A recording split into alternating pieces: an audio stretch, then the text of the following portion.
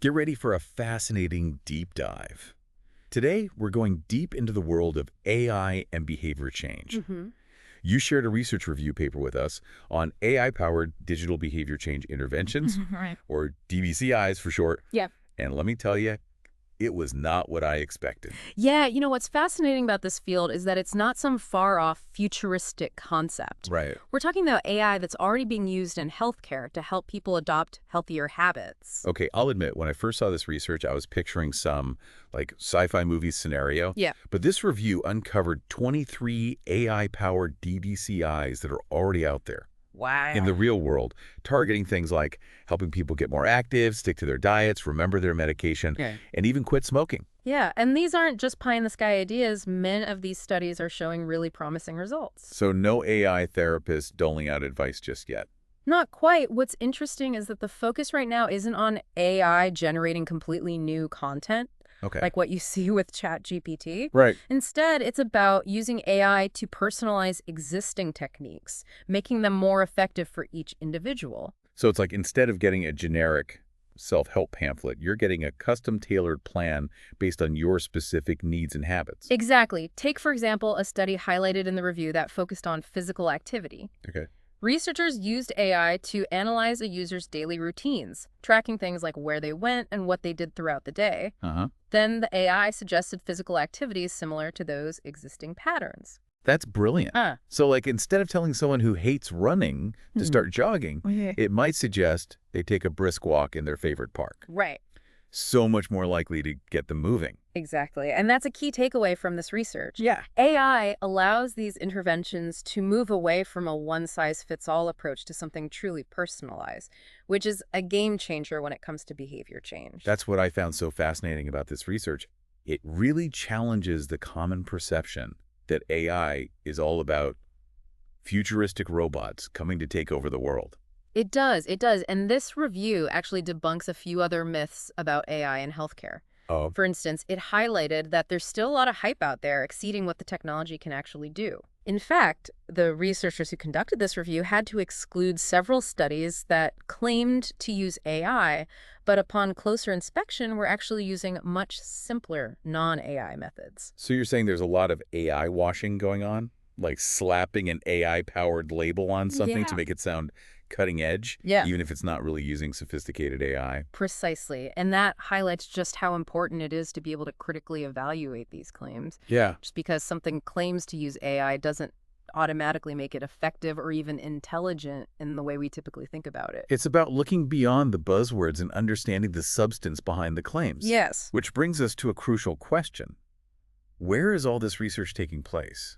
Is it a global phenomenon? That's another interesting point. While the review included research from various developed nations, the vast majority of studies were conducted in the U.S. Interesting. So the U.S. is really leading the charge in this field. What do you make of that? Well, it could be attributed to several factors. Mm. Funding opportunities, research infrastructure, Huh. and perhaps even a cultural openness to integrating technology, like AI, into healthcare. Right. But it also raises questions about representation and the need for more diverse perspectives in this research. Sure. After all, health challenges and how people respond to interventions can vary significantly across different cultures and populations. That's a really important point. It reminds us to be mindful of potential biases in the research and to look for a wider range of perspectives. Definitely. Okay, so we've established that AI is already being used in some pretty incredible ways to help people live healthier lives. But I'm guessing it's not all sunshine and roses. Right. What are some of the limitations or challenges that researchers are grappling with in this field? One of the biggest challenges right now is the need for more robust long-term studies. What do you mean? Well, while many of the studies in this review showed positive short-term results, Right. for example, people using a particular DBCI were able to increase their physical activity or stick to their medication schedule during the study period. Right.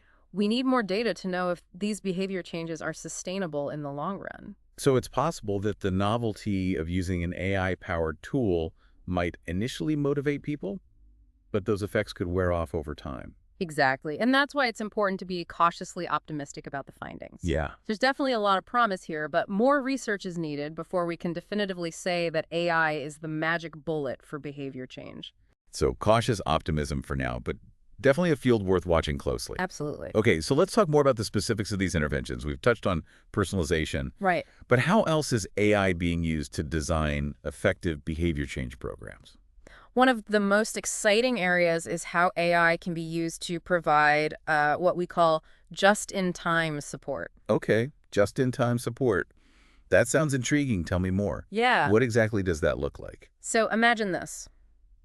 You're trying to stick to a new diet, Right. but you're craving your favorite sugary snack. Mm-hmm. A well-designed DBCI can use AI to recognize those moments of weakness, maybe by analyzing your location, the time of day, even your browsing history, Okay. and then send you a personalized message or reminder at just the right moment to help you stay on track. So instead of just offering like generic advice, like eat more fruits and vegetables, Mhm. it's about understanding your individual patterns and providing support when you're most likely to need it. Exactly. It's about meeting people where they are, recognizing that behavior change is a journey, not a straight line. Right. And AI can be incredibly effective at providing that kind of personalized, dynamic support. Okay, that makes sense. But how do these interventions actually track people's behavior? Are we talking about wearable fitness trackers or something else entirely? It can vary depending on the specific DBCI. Okay. Some do use wearable sensors to track things like physical activity or sleep patterns. Mhm. Others might analyze data from your smartphone, like your location, app usage, Okay. or even your social media activity to understand your habits and routines. Wow, so it's not just about what we're consciously doing, it's also about the data we're generating passively, Yeah. just by going about our daily lives. Exactly. Okay. And that brings up another important consideration, Yeah. data privacy. Right. It's crucial that these DBCIs are designed with strong privacy safeguards in place to protect users' sensitive information.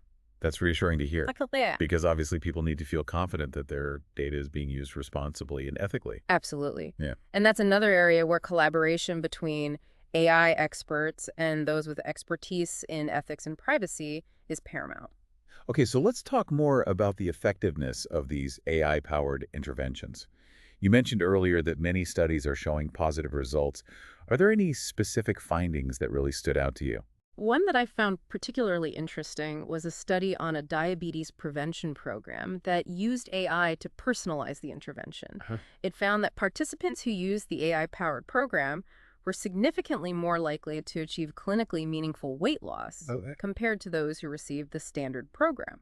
So not just a small, insignificant difference, but a meaningful improvement in health outcomes. Precisely. Wow. And what was even more striking was that the AI-powered program was also associated with significant cost savings for the healthcare system. Wow, that's huge. Yeah. And it really speaks to the potential of this technology to not only improve people's lives, but also make healthcare more efficient and affordable. Absolutely. And those are the kinds of findings that get me really excited about the future of this field. It's like the more we can use technology to empower people to take control of their own health, the better off we'll all be. Mm-hmm. But of course, like any new technology, AI in healthcare is going to come with its fair share of challenges and considerations. Absolutely. And one of the big ones that this research review highlighted is the critical need for experts from both the behavioral science and AI fields to work together. Because you need to understand both the technology and the intricacies of human behavior to create something truly effective. Exactly. You It's not enough to just have a fancy algorithm. You need to understand how people interact with technology, what motivates them, Mhm. and how to design interventions that are engaging, supportive, Right. and sustainable over the long term. So it's not just about the tech, it's about the human element as well. Precisely. And that's something that's often overlooked in the rush to embrace new technologies. Okay, so we've talked about the incredible potential of AI and behavior change, but let's shift gears for a moment and get back to you, the listener. Oh, what do you have in mind? Well, this research has been eye-opening for me, and it's got me thinking about all the ways that AI is already subtly influencing my own behavior, even outside of the realm of healthcare. I'm thinking about those personalized recommendations that seem to follow me everywhere online. Like when you buy a certain type of coffee, suddenly your social media feeds are flooded with ads for coffee accessories. Yes, the infamous algorithms. Right. And you're right to connect that to what we've been discussing. Those seemingly innocuous suggestions are actually powered by AI, designed to keep us engaged and ultimately to shape our behavior. It's a little unnerving when you think about it. Are we really making our own choices? Or are we just puppets dancing to the tune of some sophisticated algorithm? That's a question a lot of people are grappling with these days. But here's the thing. AI's ability to influence our behavior isn't inherently good or bad. It's all about how it's used. So how can we be more mindful of these subtle influences and make sure we're using AI to our advantage, not the other way around? Well, awareness is key. The more we understand how these algorithms work, the better equipped we'll be to make conscious choices about how we interact with them. So it's about being more than just passive consumers of technology. We need to be active participants, questioning the information we're being fed, and making deliberate decisions about what we allow to influence us. Exactly. And that goes back to something we touched on earlier, the need for critical thinking. Hmm. Don't just blindly accept the recommendations or the information you're given, whether it's coming from an AI-powered app or any other source.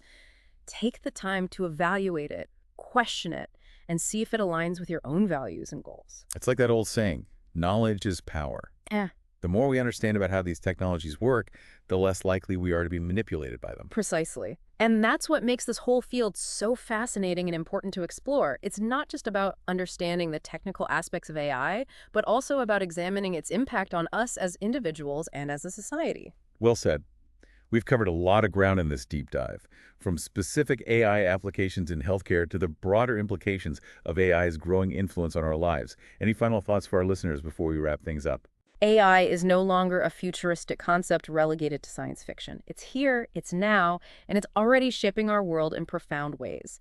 So stay curious, stay informed, and, most importantly, keep asking those critical questions. Couldn't agree more. And on that note, we'll leave you with this final thought.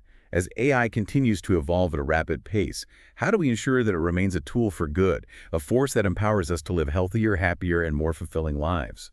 That's something to ponder as we venture further into this exciting and uncharted territory. Until next time, keep exploring and keep diving deep.